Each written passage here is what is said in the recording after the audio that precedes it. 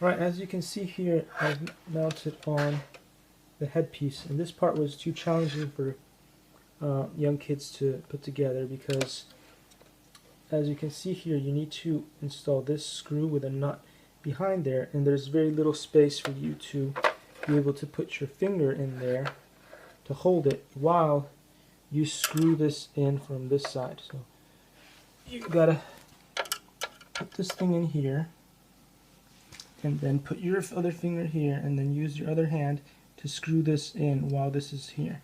And as you can see, that's quite challenging to do. So think about that. So that's steps 19 through 20, I believe. And then after that, we're going to have to install more of these, put them together to do the rest of the mask or the head of the robot. But anyway, I'll see you in the next video.